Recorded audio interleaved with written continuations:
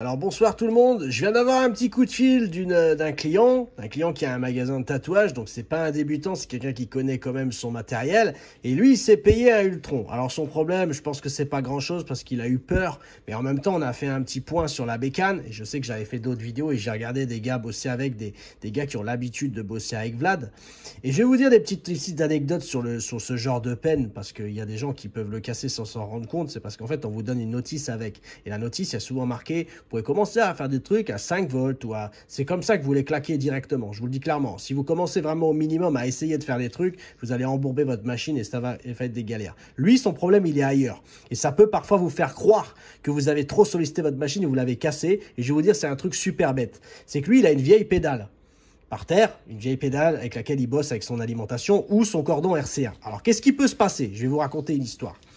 Quand vous avez votre pédale, et c'est un truc qui est un peu vieux ou qui a mal vieilli, le câble, il peut avoir des petites interconnexions. Et quand vous bossez et vous avez branché vos cartouches dessus, vous avez l'impression que quand vous bossez, le pen, il fait des interférences, ça fluctue. C'est simplement parfois la pédale a changé. Ça peut être son appui, le fait d'appuyer sur les ressorts qui fonctionnent. C'est les contacts en fait, voilà. C'est très simple. Les contacts, il peut y avoir des interférences et ça vous fait croire, ça fait fluctuer parce que les moteurs rotatifs, dès qu'il y a le moindre petit écart, on sent dans la bécane qu'il y a des fluctuations et on se dit « Ah, je crois qu'il y a des ratés au niveau de mon moteur ». Et c'est parfois ça. Vous changez votre pédale par une neuve. Ça peut être aussi l'alimentation qui vieillit mal ou un petit bourriquet que vous avez payé pas cher. Ça peut faire des fluctuations aussi. Parce que voilà, Nemesis c'est stable, Critical c'est stable, après les autres on connaît pas. Hein. Si vous l'avez payé 5-6 euros votre alim, ben voilà, ça peut faire un peu de fluctuation dessus. Et après il peut y avoir aussi au niveau du RCA, parce qu'il y a des gens qui ont des cordons RCA, et il suffit qu'avec le temps, vous voyez par exemple moi ma batterie elle est pas toute neuve, donc je vais la mettre là. Attendez, ça met ma machine en marche. Voilà. Alors, si je la mets là, ma corde RCA, vous voyez bien, il mord plus. Ce que je devrais faire là, c'est resserrer un petit peu avec une pince sans trop forcer pour qu'il puisse accrocher sous l'RCA. Mais vous voyez, ça peut faire des interférences.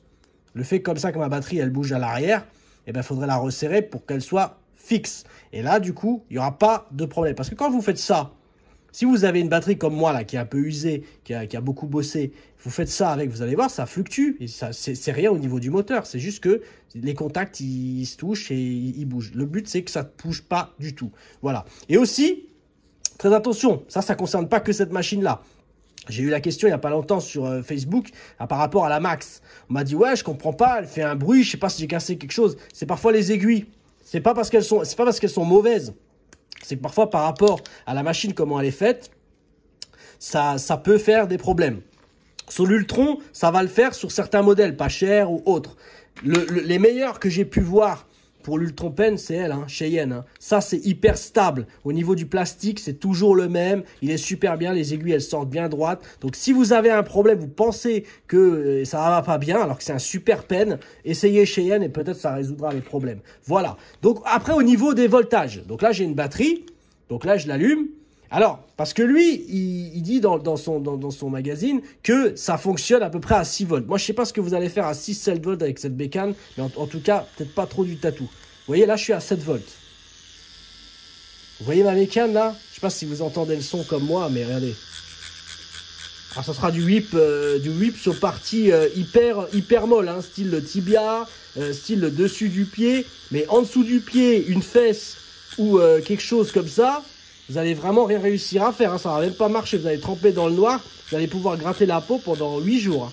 Voilà, donc là par contre, si vous voulez faire un vrai trait, vous voulez envoyer du blanc avec cette bécane, et vous savez pour beaucoup que le blanc, c'est de la vitesse, et pas beaucoup, on n'a pas besoin d'appuyer beaucoup, c'est de la vitesse, et c'est comme ça que ça marche. Donc on regarde son maxi, ce que le constructeur vous donne. Lui, son maxi, il vous le donne dans le magazine, c'est 10 volts. La pas étant un méga tracé dans une partie pas facile avec des belles aiguilles, 9 liners, 11 liners, eh ben on lui met. Hein.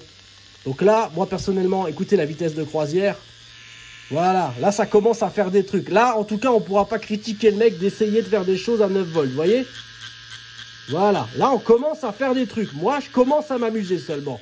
Et j'ai le droit, si je fais des trucs, des bons tracés ou du blanc, à lui mettre ce qui donne en maxi, c'est 10 volts. Et encore, je suis sur une petite batterie. Je suis pas sûr que le couple, ce soit le même. Ça risque même d'aller plus vite si on a un bon câble avec un Nemesis ou un Critical. En tout cas, moi, voilà, je mettrai mes 10 volts. Et là, je pourrais dire, là, je mets des aiguilles à tracer. Et là, j'essaye de faire je vais essayer de faire des... Voilà, là, je sens que je vais faire des vrais traits. Vous voyez, je survole juste la peau et déjà, ça picote fort. Voilà. C'était juste ma petite anecdote là-dessus. Je vous laisse. Je vous souhaite une belle soirée. Je vous dis à bientôt dans les vidéos de Freddy Mix Tattoo. Et merci encore.